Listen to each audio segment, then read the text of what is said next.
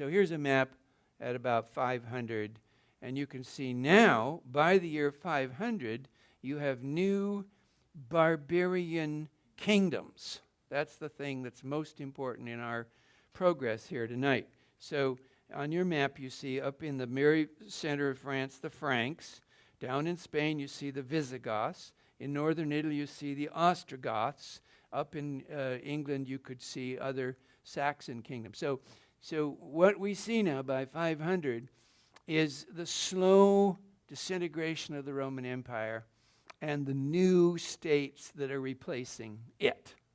And one is the Frankish kingdom, and one is the Visigothic kingdom, one is a new English kingdom, and all around on the edges of the empire, new states are being created. Even North Africa, the Vandal state in North Africa, Augustine's world, is now in the hands of the invaders. So by 600, if we look at this map, in 600, you can see the kingdoms, the new kingdoms, the Frankish kingdom in orange, Visigothic in green, part of Italy as the new group of the Lombards. That's a new invasion group. The Lombards also came from the north. They were also Swedish and other northern peoples. And they became known as the Lombards, which was our first picture. That was Lombardy that we saw. And they gave their name to that part of Italy because they had long beards, longo barbas. Do we have any barbas in the room here? Do we have any barbas? Or even short barbas? But that's what their name means, long beard. Long-bearded ones. The Lombards were long-bearded ones, and they gave their name to Lombardy. So that was another kingdom, the Yellow Kingdom. So the important point for us here is to realize that we've just watched on our screen the move from the world of the Mediterranean under Rome to the world of the Mediterranean and north under something new. The Roman Empire is disappearing, and new things are being built, and there are new kingdoms that are managed by kings who come from the monarchy families of these peoples, of these invading peoples. Now, in other words, we're seeing the creation of Europe, our Europe. We're seeing the move from the universal state of Rome to the multi-state of Europe that we know today. That's what we've just watched. And so the new tribal-based kingdoms of Europe, France, Spain, England, let's just say those three, but Germany too, are going to be made up of 3 or 4 or 5 pieces. And those pieces will come from the world we've just been talking about. So what are some of the pieces that put these new states together? Where do they come from? Well, number one, it comes from Rome. So to start with, these states will inherit whatever from Rome they can use. What can they use? Roads, bridges, temples, cities. All the capitals will be Roman cities that these people will use as their capital. So the Franks choose Tours in the Loire Valley as their capital. That's a Roman city. So start with that. Also, other things that are Roman, like law, Roman law, they will pick it up and use the whole thing and give it a Frankish imprint. So there you are. There you have Rome gives them a structure. Secondly, what else will they have? Well, Christianity. They're going to take that. Various figures we've already had on our list, St. Martin, St. Patrick, St. Boniface. All of those people will go out and preach. And so these kingdoms, Visigothic, Frankish, they will convert to Christianity at some point, 500, 600. And so you'll have now a new state, the Frankish state in present-day France at Tours. And it will be in a Roman city, using a Roman bridge. The bridge right there in Tours that goes across the river is a Roman bridge. Using the Roman roads, using the Roman city, sometimes using the Roman names, and using the Roman language, of course. They're using Latin for all kinds of things. They'll print in Latin on their coins, etc. They will use Rome, and they will add to it Christianity. So now you have two things. You have a state, it's Roman and it's Christian. Now, Now, what else is going to be the basis of this state? Well, the Frankish people, the barbarian invader people community of hundreds of thousands of people who are Franks and have a king, a tribal king. So they will add that to the Roman structure and the Christian religion.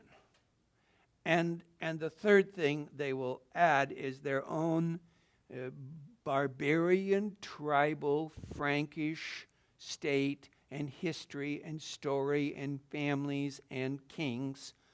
The tribes had kings. Rome didn't have kings. These people, the Franks, have kings. So now you get kings. So that's where the kings come from.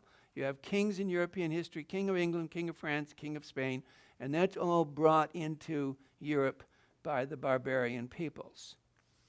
So what you really are doing is you're creating something completely new. It's not Rome. It's not Israel. It's not Athens. It's not just Christian, because they're bringing in all the stuff that they're bringing from their Frankish past. So their art is full of Celtic themes. And you're creating something new, which is, of course, European history, medieval European history, the medieval states of Europe. And so that's the journey that we're on here, that we take. Here's a map at 700, and you can see the Frankish state is big. The Visigothic state will soon be hit with Islamic invasions, but that's the way things stand at around 700. And then suddenly in 711, in Spain, but earlier, 650, all over the Mediterranean, you can see right here, the spread of Islam. So that hits Europe and the Mediterranean at about 650, and for 100 years, you can see on the map, it spreads in all directions. Coming out of Arabia, coming up to Egypt, conquers Cairo, conquers the north of Africa, keeps moving west, goes across at Tangier to Gibraltar, conquers the south of the Iberian Peninsula, and goes to as far as Seville and Cordoba, and then all the way up to the Pyrenees. 711. So everything changes now. All of the things we just described are under assault from a new enemy coming from the south. Everything we just described is now under assault. And this world is going to spread, and go further and further and further. Here is a new condition for every one of those states we just talked about in Europe. And where is the resistance? Who is it? Where is it? Where does it come from to stop that expansion? That expansion seems to be going forever. As you can see on our map, the arrows are moving right into southern France, and they did. They went right over the Pyrenees and around the side and came into the south of France. So what was going to stop them? Well, this is who was going to stop them, the Franks. This was the Franks. This is the moment when this new monarchy of the Franks, the new family leading the Franks, has its opportunity to basically lead all of Europe. These will be the leaders for all of Europe. And as their leadership is called forth, they become more and more and more important to Europe and to the future of Europe. And so at the beginning is Clovis, the king of the Franks. He's baptized in 496. So that's the beginning of it being a Frankish Christian community. His successor is Charles Martel. So in the 600s, the late 600s, and into the 700s, the great leader of the Franks is Charles Martel. And then Charles Martel and his supporters will be tested at the Battle of Poitiers, 732, in the south of France. And there's just a painting of that confrontation. The reason it's so important is that's where the Islamic assault on Europe stops. That's where it stops, Poitiers, 732. And the Islamic occupiers of Spain withdraw, pull back behind the Pyrenees and say, okay, we'll stop here. Iberia, that's good enough. We'll be satisfied with Spain. And so the Franks and the Frankish monarchy and the base in Tours becomes now a sort of leadership group in Europe. They're admired by everybody else. They stopped the Islamic invaders, and so they will become even more important than they've ever been before. And then because of this man, St. Boniface, who comes from England, so keep that in mind, 680 to 755, Boniface is converting people in the north of Europe. He's converting people in Belgium. He's converting people in the Netherlands. He's converting people in northern Germany. And preaching up in the north. Here's a painting of him preaching to the Frisians. So that's way up in the north of Germany. And then what's really most fascinating about Boniface is he connects with the Carolingians, that is, the family of Charles Martel. And in his position as this Christian leader, he arranges for the monarchy in Paris and Tours, the Franks, to be connected to the Pope in Rome. And he goes to Paris and he crowns Pepin, sitting right there, that's Pepin, on the throne in Paris, being crowned king of the Franks, and that's Boniface helping him. And he has already connected, Boniface has already connected the Franks to the Pope in Rome, and Pepin has a very big son. See the big sun at the bottom of the picture there? A great big sun. Pepin was short. And so Pepin was named Pepin the Short. Then he had a son who was a great big son. So his great big son became known as Charles the Great. Yeah, Charles the Great. So poor little Pepin the Short would go around, and he had this great big tall son, and everybody would say, "Oh, you must be Pepin the Short, and you must be Charles the Great." And he was.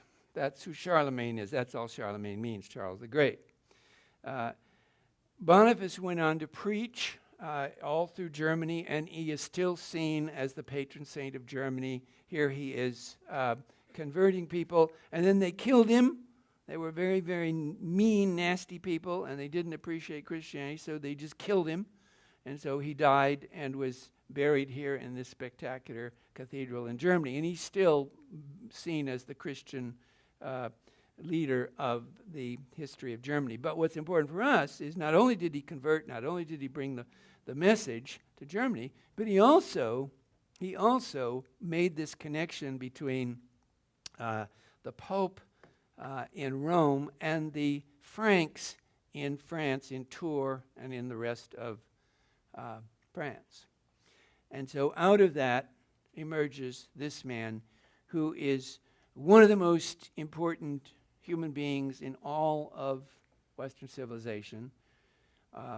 If he had not lived, all of history would have been different. He is one of those individuals about whom you can say, if he had not lived, all of history would be different.